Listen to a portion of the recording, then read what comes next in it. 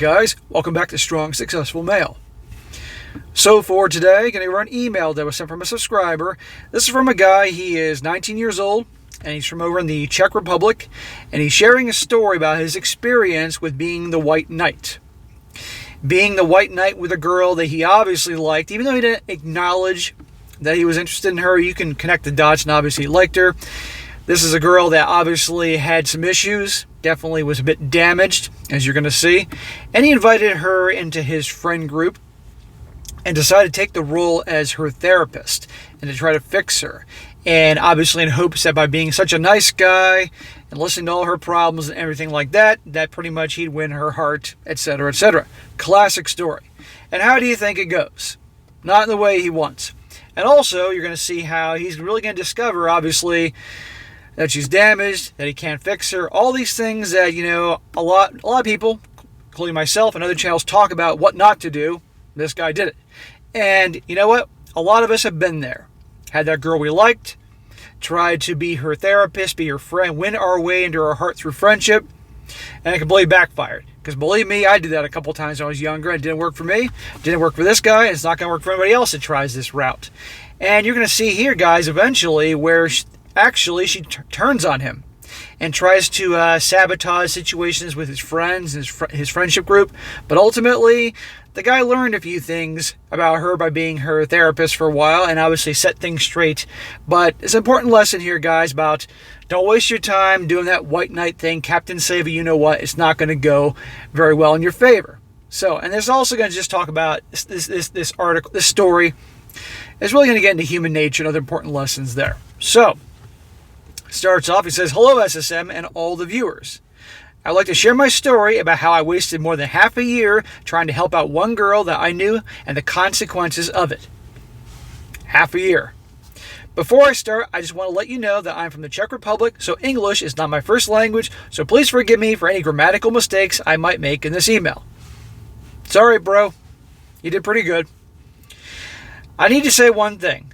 I'm only 19 years old, and with that, I want to show others that the crazy girls are crazy even before they become adults, no matter what the age. On to the story." Yeah, pretty much, dude. That's how it goes. They got a bad family life or bad situations, it can certainly lead down the path to crazy. He says, "I have a few friends that introduced me to their friend group. It's a group of around 20 people between the ages of 17 and 20 that live in nearby towns and villages, and whenever we have time, mostly on the weekends, we hang out together. In this group was this young girl, let's call her Alice. Alice is 17 years old, and we all knew she had some mental problems. She didn't get along with her mother and was acting like a little kid quite often, which should have been a massive red flag for us. At that time, though, we did ignore it because she didn't have any friends, so we wanted to give her the comfort of having at least us." Well, that was very nice of you and your group of friends, and I'm sure she was good looking, so I'm sure that didn't have anything to do with your kind gesture, my friend. And I'm being sarcastic here, but there were red flags there. Doesn't have any friends, doesn't get along with her mom. These are important things to pay attention to. Says, "We've been hanging out for 2 years, and during that time, I started being the main person that she would talk to." Aha, the therapist. "In March of 2021, she messaged me on Discord."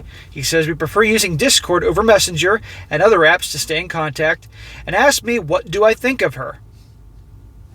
That's an interesting question. "One thing led to another, and she had some sort of mental breakdown and told me many things about her many of us didn't know about. And let me tell you, when I look back at it now, it had more red flags than a game of Minesweeper. She was a nympho something. I'm watching what I say here on YouTube. She suffered from some sort of multi-personality disorder, would forget unpleasant things as some sort of defense mechanism, and had other not so pleasant tendencies and a few other things." Now we're getting somewhere here. Now I know why he invited her in the group, because she likes to roll in the hay. I'm joking, of course.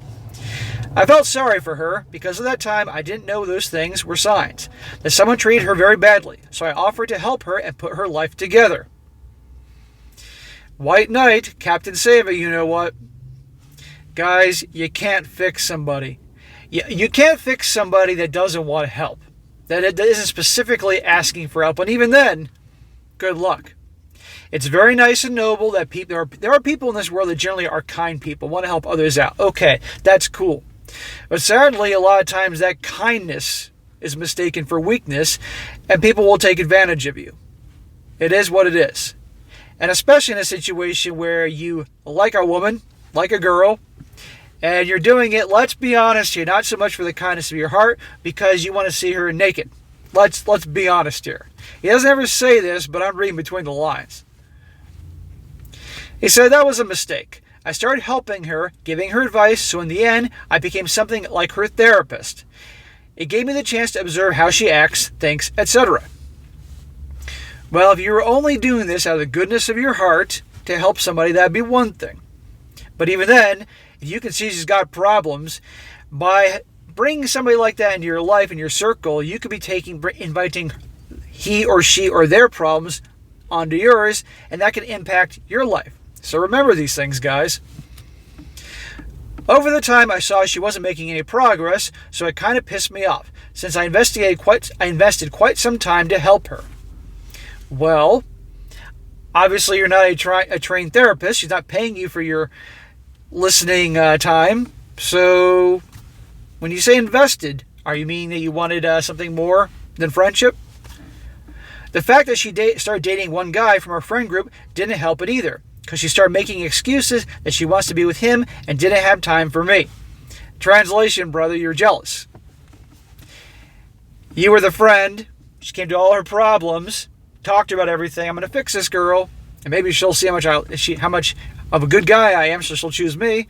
And then, lo and behold, she starts dating somebody else, dating one of your friends, and you're pissed about it. That's how it works. And I guarantee that friend wasn't doing any of that. I'm not doing this to give you a hard time, and I'm sure you're aware of this, but I'm just pointing this out to help you and any other guys that might fall into this trap. Because, guys, I've done this. I've had twice in my life I can look back, one in high school, in 11th grade, and one in college, that I did this with two different girls. And where did it get me? Nowhere. Just wasting countless hours of my time listening to their problems, being there to fix them, showing them I'm such a nice guy that they'll choose me. Well, do you think they chose me? No, not at all. And the second they fixed whatever they had to fix, whoosh, I was out of there, cast away like a piece of garbage. And it hurt, but I learned very valuable lessons. And this guy too. He says, in the end, I realized she doesn't want my help. She just wants my attention, which really pissed me off. She wanted your attention, some validation, and also, the way women work out problems is they talk about them, okay? Guys, we tend to figure shit out on our own. We go off and just go off and figure things out. Or maybe we may tell our buddies, but women just like when they have problems, they want to talk. You ever notice when you get a bunch of girls together, they just talk without any real solution, any problems? Because for them, just getting it out. And then they kind of try to work it out on their own. For men, if we actually have a problem, we'll tell our buddies, and they'll okay, do this, this, and this, done, problem solved. We don't just talk for the sake of talking. And I know you know this. So yeah, it was a combination. You were the guy to talk to, because you figured, okay, if you liked it, he would have made a move. But if you really liked her, you should have made a move. But in knowing what you know, she was nuts. It's actually a good thing you didn't. But anyhow, he says, so I arranged a last meeting with her about 2 weeks ago where I plan to tell her in somewhat polite way that I'm done with her. A last meeting. It sounds like you were doing therapy sessions. It's kind of interesting here. Well, we met on a Saturday, and I gave her a proper spiel about how I'm done with her, how I'm mad at her, and she shouldn't expect any help from me ever from that day on. Well, if you're mad at her because you felt like she was just using you in terms of to vent to and all that, that's one thing. But if she generally thought you were her friend that she could just tell her problems to, and you never showed any indication of being interested in her other than a friendship, you gotta be fair here and say, well, she obviously didn't know. Or maybe she did know, but just was okay, he's not making a move, so okay, whatever. I'm keeping it fair here, guys. If you like a gal, you go for it. Now, obviously, you're going to see she's nuts, so it worked out. But even still, if you're not going to make a move, you can't be angry. They're not going to sometimes make a move on you. Anyhow, he says, it went better than I expected, but oh boy was I wrong.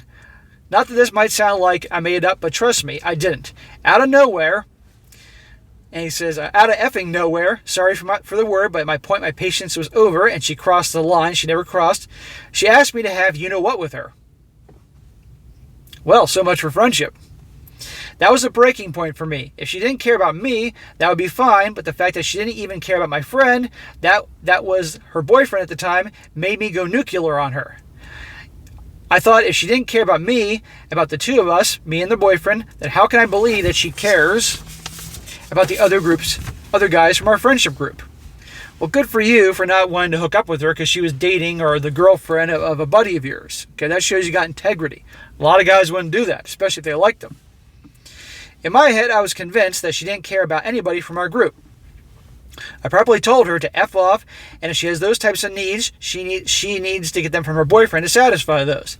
I'm not the a-hole who sleeps with my friend's girlfriend, and I won't tolerate or support this behavior of hers. Good, bro. You're a good, solid guy. After that, she didn't say a word to me and just left. Till this day, I still don't understand why she thought this would work. I warned my friend about this, but I don't know what happened between the two of them. Well, I gotta tell you, man, upon reading this the first time, connecting the dots, I think this girl definitely has a lot of issues with her family. And her family, you mentioned in the beginning about her mom, but a lot of her behavior, which you mentioned, and the nympho something type of behavior, amongst other things you mentioned, oftentimes that can happen. There's definitely something bad in the family life. Now, you can't. It's like this, in my opinion. Man or woman, if they have, it's not their fault what happens to them during childhood. Okay, that's on the parents. That's on the family. You can't blame them. But it's how they handle things in adulthood. That's a different ballgame because they're now adults. And if they're going to bring that craziness onto other people, that's a different ballgame, in my opinion. But it's sad how this cycle will continue generation after generation after generation.